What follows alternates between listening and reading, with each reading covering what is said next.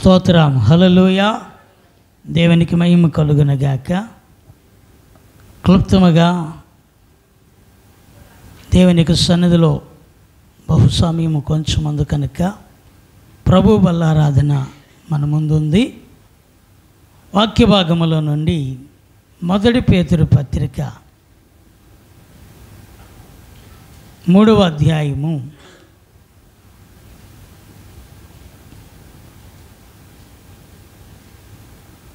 9వ వాక్యం చదువుకుందాం.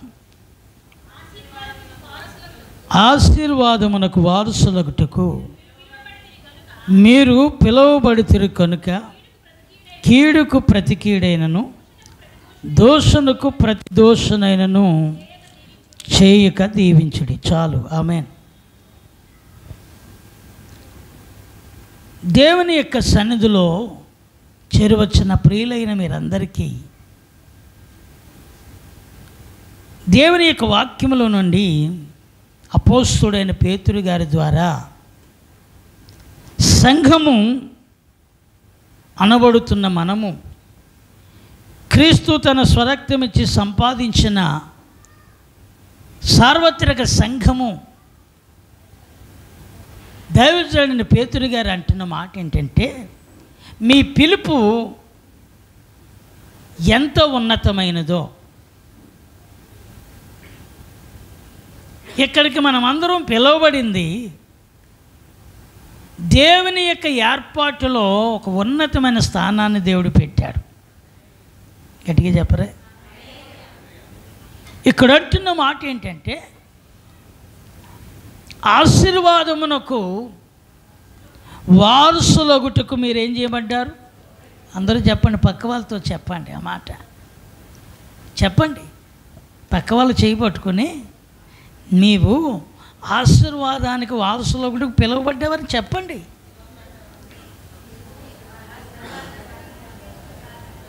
పలకండి పలకండి. ఎంతమంది పలికారు? కాదు,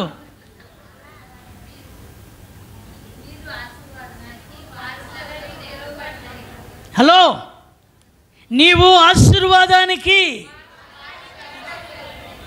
చెప్పండి. నీవు ఆశీర్వాదానికి మీరు పొందాలంటే కిందనే ఉంది. సింపుల్గా ఆయన చెప్పిన మాట ఇది సింపులే, కానీ ఇది బహు కష్టం. అది హల్లెలూయా. ఏది కష్టం? కీడుకు ప్రతి కీడు. అబ్బే ఊరుకుంటామా? ప్రార్థనే శాపమే. ప్రార్థన నాయనా తండ్రి ప్రభా, ఆడ చేతులు ఇరిగిపోను. ఉన్నదే చెప్తున్నాను. వాక్యం ఏం చెప్తుంది? అనలేదు, కానీ నిజంగా మనసులో ఏముంది ఇప్పుడు చెప్పండి. నిజంగా చెప్పండి సహోదరులారా. మీరు చెప్పారంటే ధన్యులే. స్తోత్రం. చెప్పండి.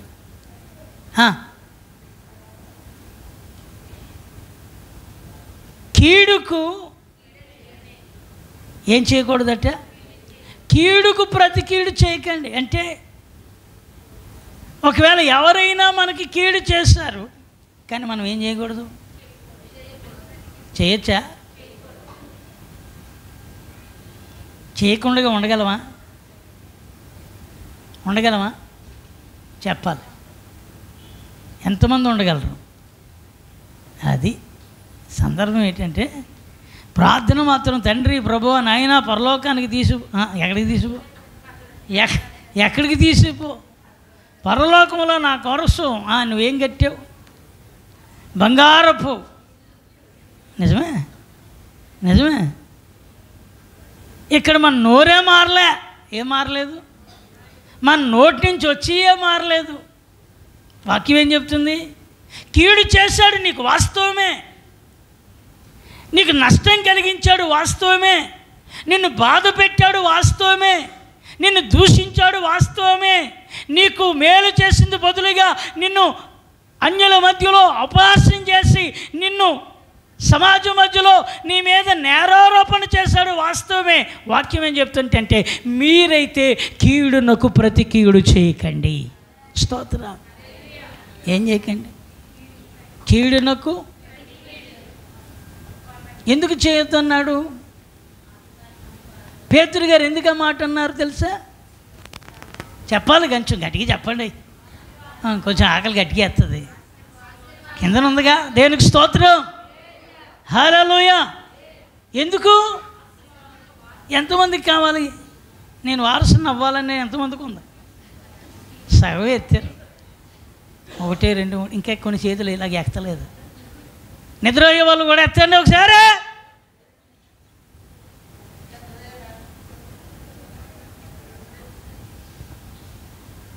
స్తోత్రం చెప్పండి దేవునికి అందరూ.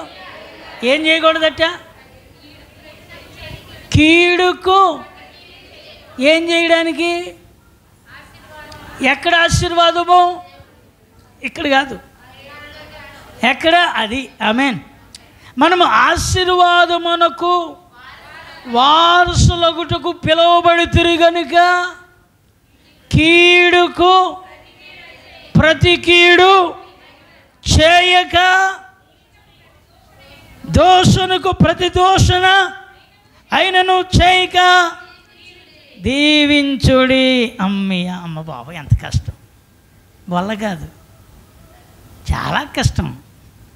చూడండి, క్షమించడం తేలిక, కానీ అది చేయడం చాలా అనిపించదు.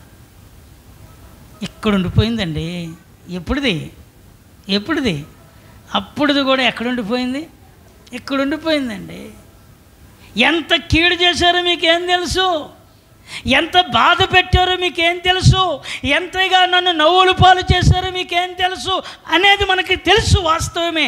కానీ ప్రభు చెప్తున్న మాట, పరిశుద్ధాత్ముడు తెలియపరుస్తున్న మాట, ఈ 2వ నెలలో ఇదిగో ఈ ప్రత్యేకముగా ఈ ప్రభు మల్ల దినములో దేవుడి నీతో చెబుతున్న మాట, నీ నోట దీవెన వచనమే ఉండాలంటాడు.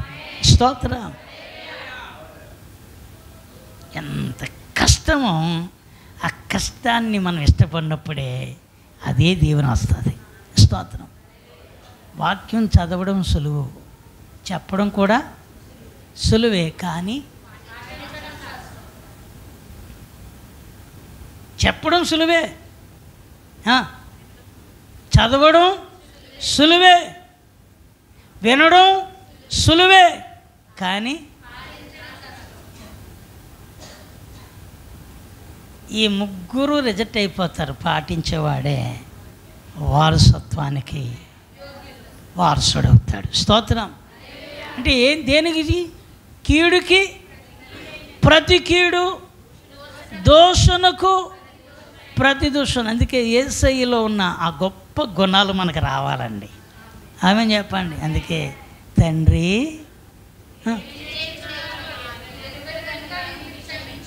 మనం అనగలం, నాయనా నీకన్నీ తెలుసు కాబట్టి బేగా భూకంపం వచ్చి నా ఇల్లు నిలబడాలి, ఆ ఇల్లు అగాధంలోకి దిగిపోవాలి. ఎక్కడికి? నా ఇల్లు నిలబడాలి నాయన, నీకు తెలుసు కదా, నీకు తెలుసు కదా నాయన, నీకు తెలుసు కదా. అయినా వాళ్ళని క్షమించి లేవనెత్తని అడగగలవా? ఎంతమంది ఉన్నారు అలా చేస్తానన్న వాళ్ళు? నిజంగా చెప్పండి. ఇక్కడి నుంచి బయటికి వెళ్ళి భోజనం పెట్టి దగ్గరే నీ ప్లేట్ కంటే ఒక ప్లేట్ ముందొస్తే పక్కకి తప్పుకో, నేను ముందొచ్చాను, ఓలే పర్లేదు ఇల్లమ్మా, ముందుగా ఇల్లు తీసుకోండి బ్రదర్, ముందుగా పెట్టించి ఇవ్వండి అంటే, అదే నేను లైన్లో అవసరమైతే అంటే అవసరమైతే ఏం చేస్తాం అంటే ఎలాగో తప్పుకోలేదు, ఇలాగైతే చూసి చూడకుండా చేయి తగిలేసిందని కవర్ చేసుకోవడానికి భోజనం దగ్గరే ఒకవేళ బలహీనం అయిపోతున్నామేమో. సహోదరులారా, వాక్యం ఏం చెప్తుందంటే దోషణకు ప్రతి దోషణైన కీడుకు ప్రతి కీడైనను చేయక, అదండి పరలోకానికి వెళ్తాం. దేవునికి స్తోత్రం. ఇంక నేను ముగించున్నాను. హల్లెలూయా. ఇంత తేటగా వాక్యం వచ్చేసింది. హల్లెలూయా, స్తోత్రం చెప్పండి. అప్పుడు ఎక్కడ వారసులు మొత్తం మనం? మీరు వారసులగుటకు పిలువబడ్డారు. ఆమేన్. ఎక్కడ? దేవుని సింహాసనం మీద కూర్చుండబెట్టడానికి ఆయన మనకు అక్కడ ఉన్నతమైన స్థానం ఇస్తాడు. స్తోత్రం చెప్పండి. హల్లెలూయా.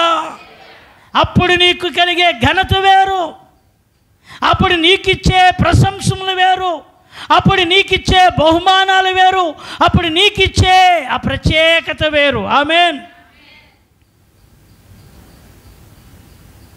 అందుకే కదా, అయ్యా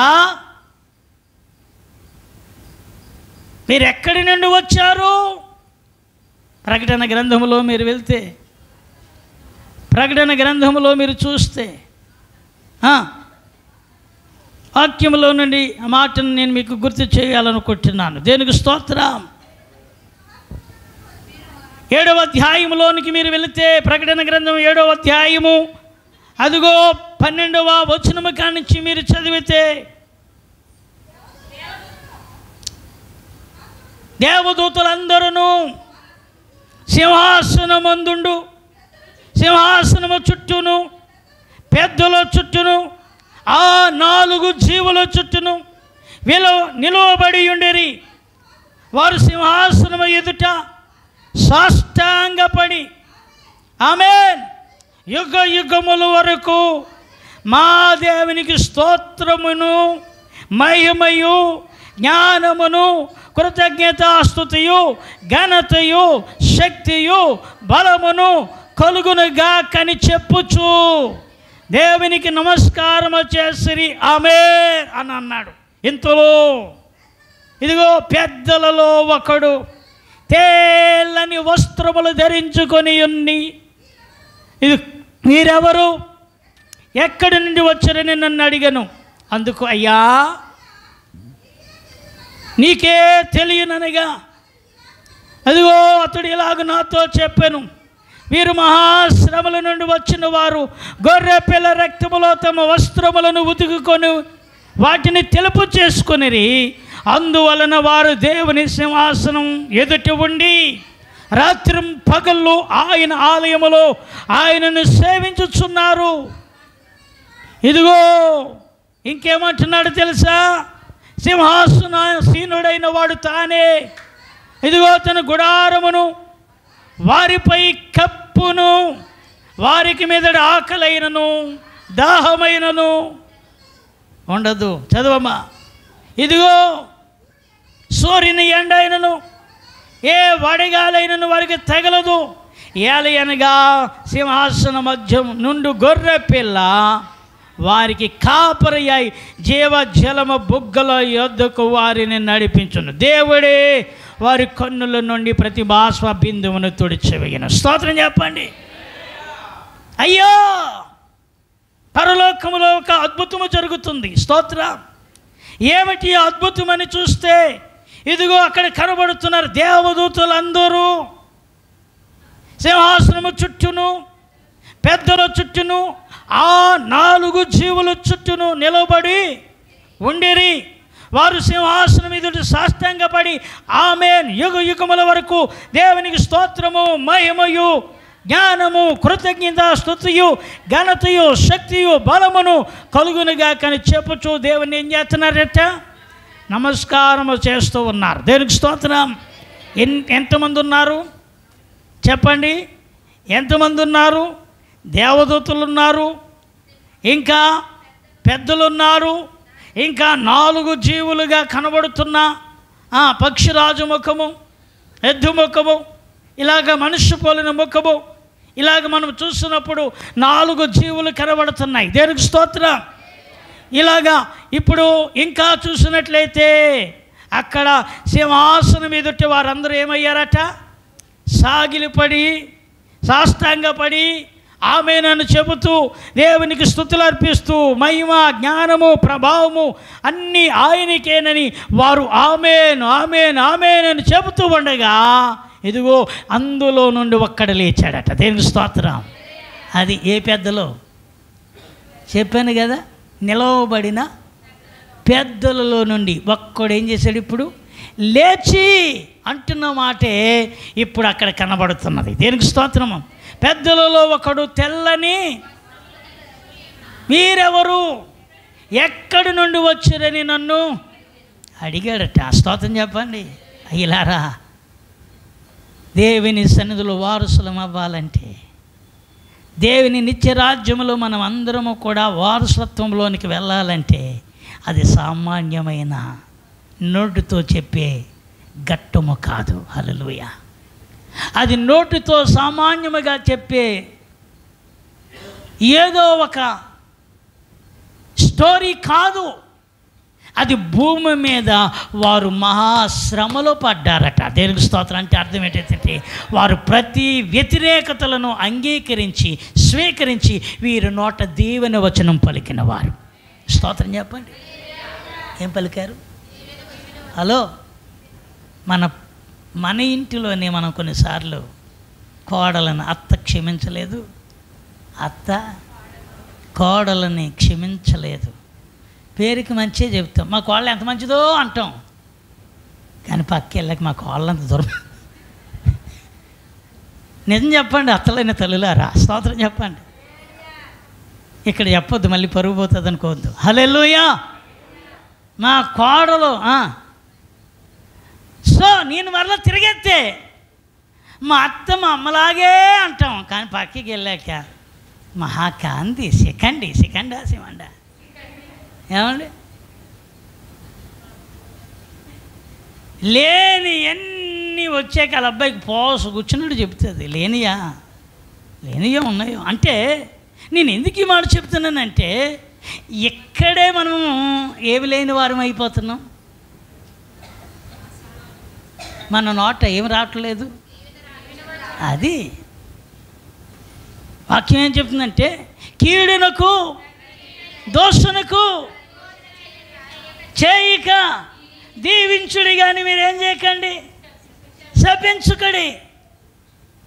శపించుడు కండి అంటే ఏదో శాపం పెట్టడానికి ఇచ్చి అంత పనికిమాలి లేదు. అదే ఇదే ఏం చేయడు చెప్పరేమండి.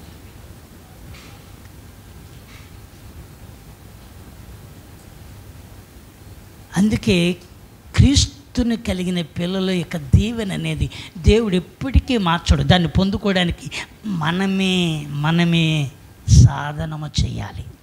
స్తోత్రం చెప్పండి. మనం ఏం చేయాలి? మన నోటిని కాపాడుకోవాలి. పక్కనే మరలా పేజీ తిరిగెత్తే ఉంటుంది. అదే పేతురు పత్రికలో పక్కనే పేజీ తిరిగెత్తే కనబడిపోతుంది. ఏంటి? చదివేయండి. మంచి దినములను చూడుగోరువాడు చెడ్డదానిని పలుకుకుండా తమ నాలుకను కపటమ మాటలు చెప్పకుండగా తన పెదవులను కాచుకొనవలెను. ఆగండి. స్తోత్రం. ఇక్కడ మరలా చెప్తున్నాడు పేతురు గారు ఏమని ఇదిగో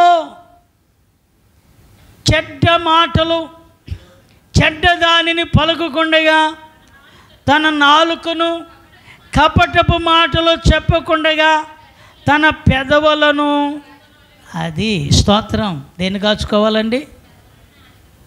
పెదవులను నాలుకను ఏం పలకకుండగా, కపటపు మాటలు పలకకుండగా,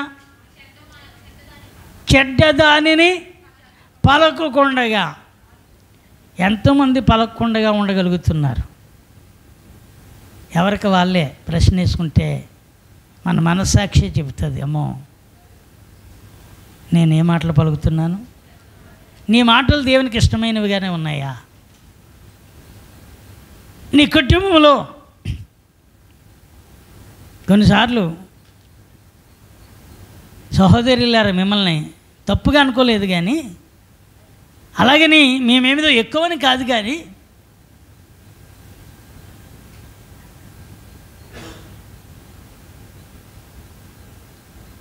కుటుంబంలో కొన్ని ఆర్థికమైన అవసరతలు మనమే పరిశీలన చేసుకుంటూ చూసుకోవాలి. దేనికి స్తోత్రం.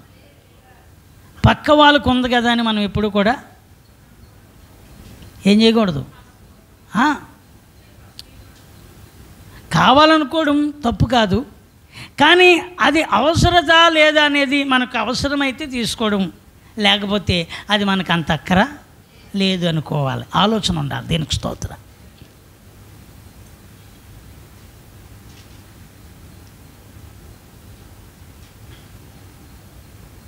నాకు మొన్న ఒక ఐఫోన్ చూశాను. ఇందులో ఐఫోన్లో 17,000 18,000 20 అంటూ ఉంటే నాకు చెవులు మెదిలేసాయి. ఏంటి దేనికోసం చెవులు మెదిలేసాయి. ఇది ఎంతవరకు వాస్తవం? 17,000కి 18,000కి ఇలా అంటుంటే దాని ఫ్యూచర్లో దాని యొక్క విషయం తెలుసుకోవడానికి మళ్ళీ చూస్తే ఒక 80,000 ఉంది పోను. ఎంత? 80,000 అంటే దగ్గరగా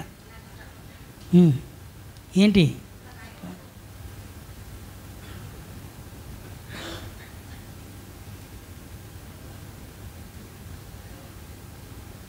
ఆశ అనిపించింది, కానీ మళ్ళీ అనిపించింది అయిపోనన్నా ఇంకో పోనన్నా అది మనకంత అవసరమా? ఏది అవసరానికి ఇది ఉంది. అయినా అంత 80,000 ఎట్టి మనం దాన్ని ఏం చేస్తాం? కానీ డబ్బులు ఎక్కువైతే పేరుకి ఏం ఫోన్ వాడుతున్నాను నేను, ఐఫోన్ వాడుతున్నాను అనుకోదు తప్ప.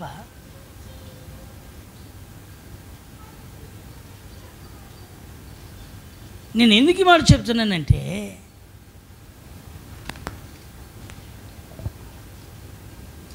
దేవుని యొక్క సన్నిధిలో కుటుంబ వ్యవస్థలో మనము కొన్నిసార్లు తొందరపడిపోయి మాటలు దిగజారిపోయి బలహీనమైపోవడానికి గల కారణాలు కూడా లేని యొక్క ఆలోచనలు కోరికలు కూడా మనల్ని ఏం చేస్తాయంటే, చెప్పండి ఇప్పుడు తొందర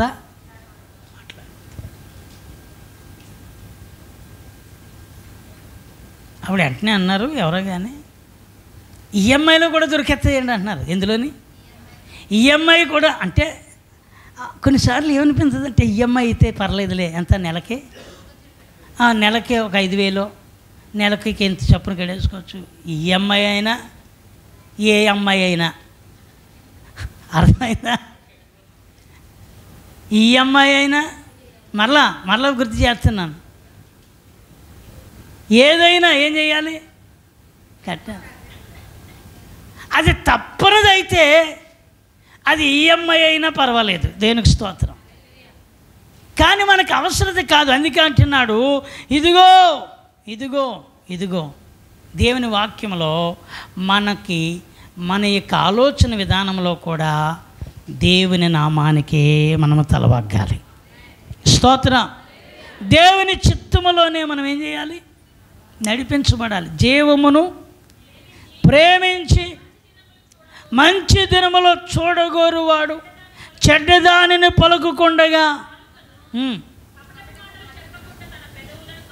స్తోత్రం. హల్లెలూయా. జీవమును ప్రేమించి మంచి దినములు చూడగోరువాడు కపటపు మాటలు చెడ్డ మాటలు.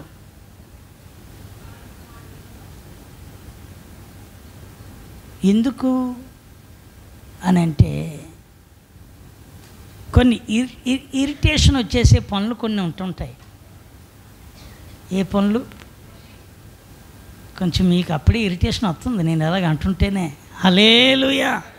ఇవాళ మా మీద పడ్డరేట్రా బాబు, మీ మీద కాదు, మొత్తం కుటుంబ వ్యవస్థ అనేది ఇరిటేషన్ పనులు చేయకుండా జ్ఞానంగా ఇదిగో మనం ఆశీర్వాదానికి ఏం చేయబడ్డాం? స్తోత్రం కలుగునుగాక. ఆమేన్. హల్లెలూయా.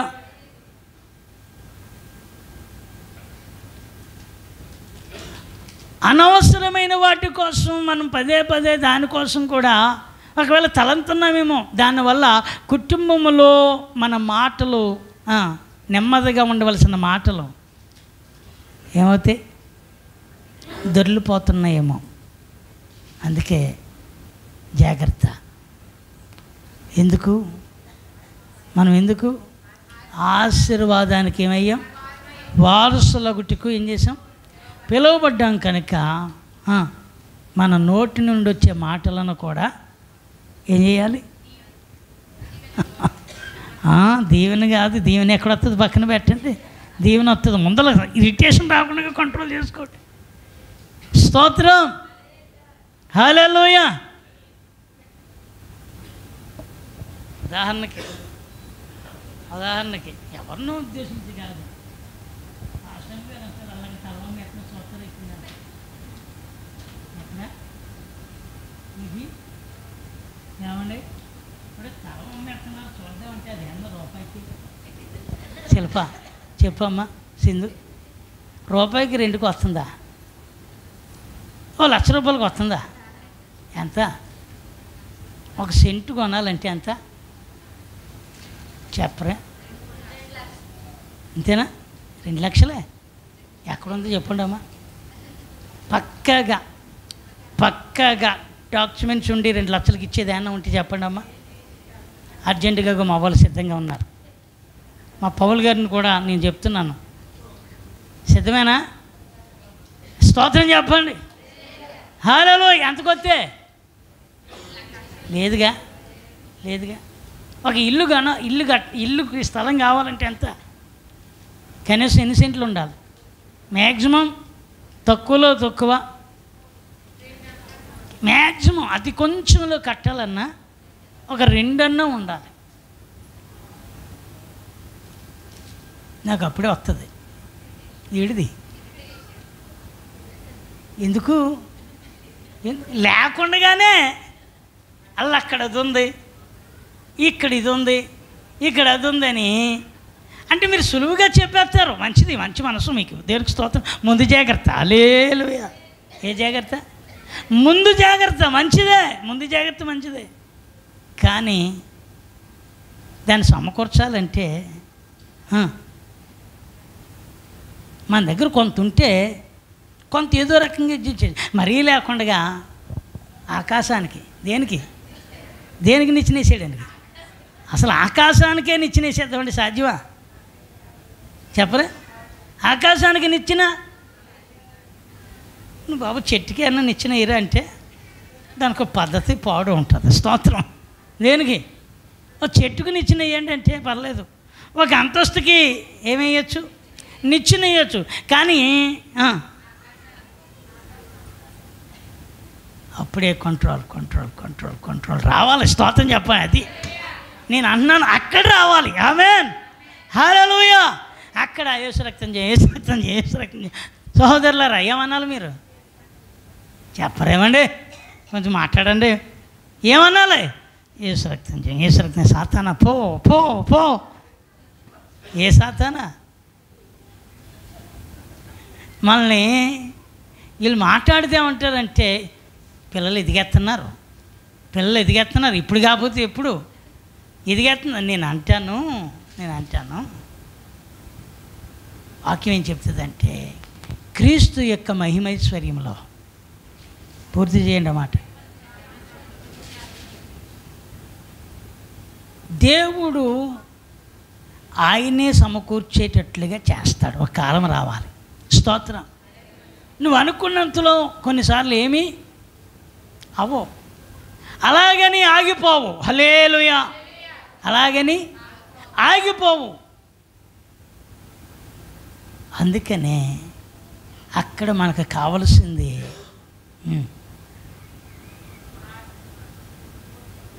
జీవమును ప్రేమించి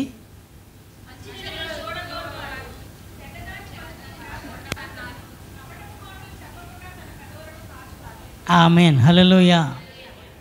నేను ఎందుకు చెప్తున్నానంటే కుటుంబాలలో ముందు మనము దీవెన పలకడం ప్రారంభిస్తే అసలు ముందు నువ్వు పలకవలసిందే నీ కుటుంబంలో దీవెన మాటలు. స్తోత్రం. ఏ మాటలు? బయట వాళ్ళని పక్కన పెట్టండి. ముందు ఎక్కువగా మనం తిరిగేది ఎవరి మధ్యలో?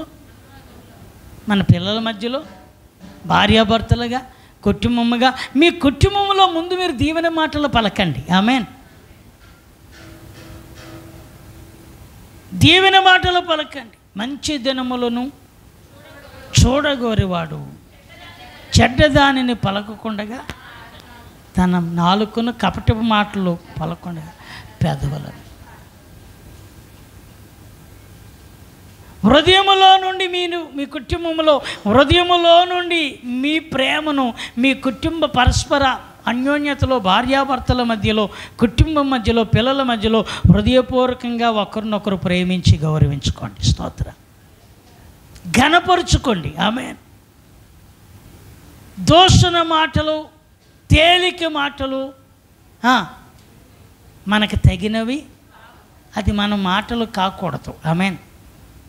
అందుకే మీరు వారసులు అవ్వడానికి, దేవుని యొక్క సన్నిధిలో వారసులగుటకు పిలువబడ్డాం కనుక కీడుకు ప్రతి కీడైనను, దోషణకు ప్రతి దోషణైనను చేయక, స్తోత్ర, దీవించేవారుముగా మనం మారాలి. యేసయ్య నేర్పించింది అదే, యేసయ్య చెప్పింది కూడా అదే. మీరు పౌలు గారు అంటారు, నేను క్రీస్తును పోలి నడుస్తున్నాను, మీరు నన్ను పోలి నడుచుకోండి. నేను మీ వంటి వాడినే ఒకప్పుడు, కానీ ఇప్పుడు మీరందరూ నాలాగా మీరు కూడా మారాలని కోరుకుంటున్నాను. స్తోత్రం. అంటే ప్రియులారా, ఒకప్పుడు మాట్లాడేమేమో, కానీ ఇప్పుడు ఆ మాటలో ఒకప్పుడు తొందరగా ఆలోచించి అపార్థం చేసుకున్నామేమో. వద్దు వద్దు, దీవించడం ప్రారంభించండి. ఏం చేయండి? ఎంతమంది దీవించారు? నేను చెప్పిన మాట అర్థమైందా? దీవించడం అంటే ఎవరిని ఎవరిని ఎవరిని చెప్పండి, ముగించున్నాను. ఎవరిని ఇప్పుడు చెప్పేస్తున్నాను. కొన్నిసార్లు మన పిల్లలు మన మాట వినలేదు అనుకోండి, వాడికి ఒకవేళ కొంచెం నష్టాన్ని కలిగించాడు అనుకోండి, మన పిల్లల్ని మనం ఏం చేయలేకపోతున్నాం? చెప్పాలి. క్షమించమా?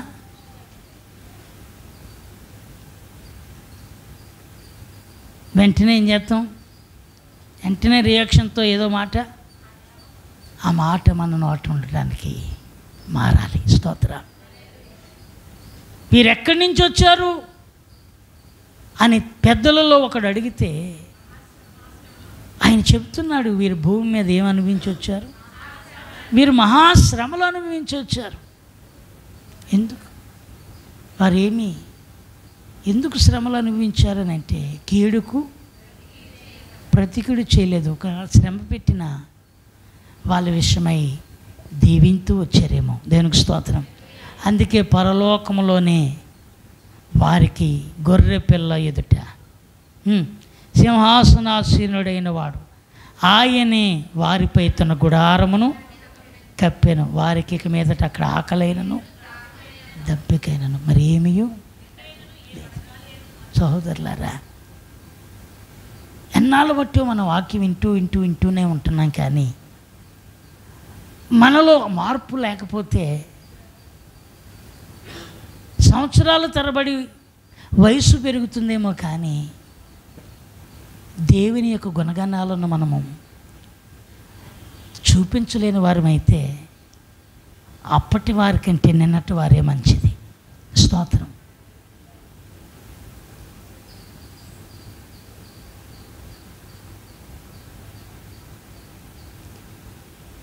చచ్చిన శవము కంటే బ్రతికి ఉన్న కుక్క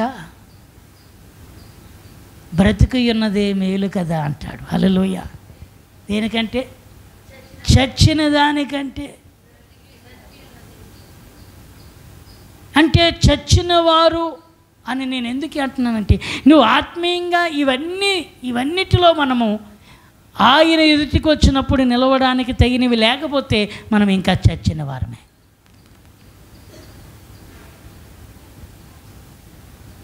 చచ్చిన ఏనుగు కంటే ఇప్పుడు చెప్పండి, బతికి ఉన్న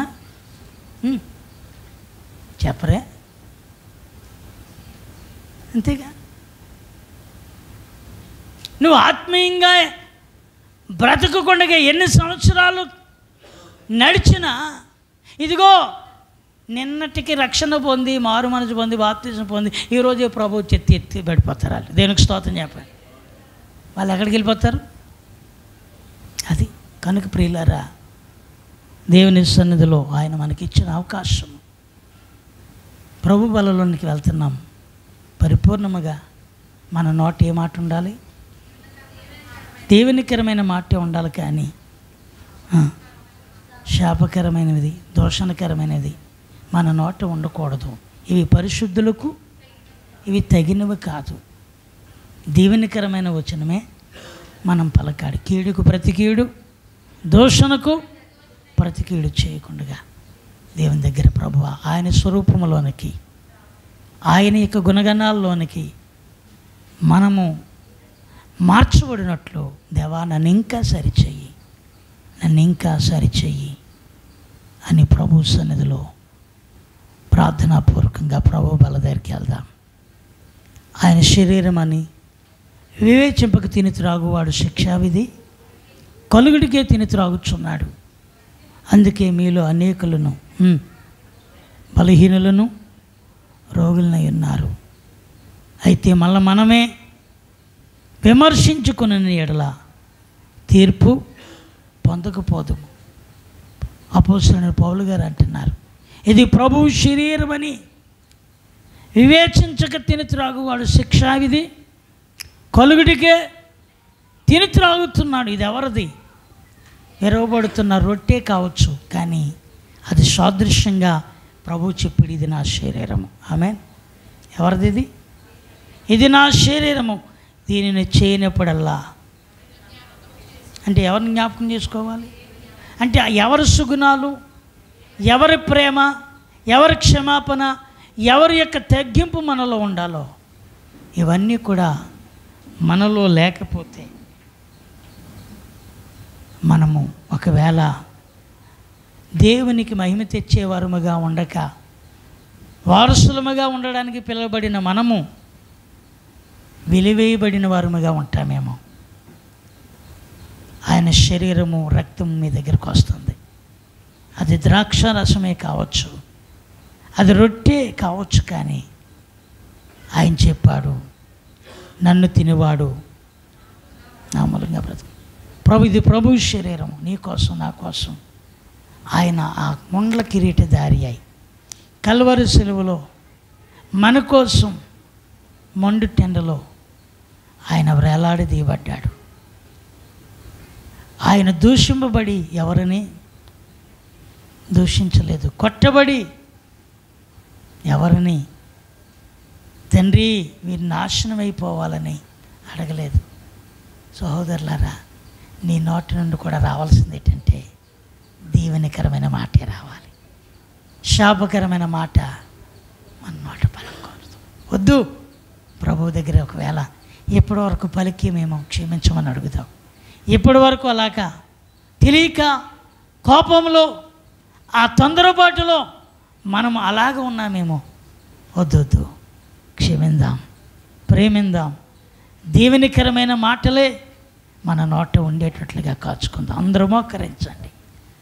హల్లెలూయా, హల్లెలూయా.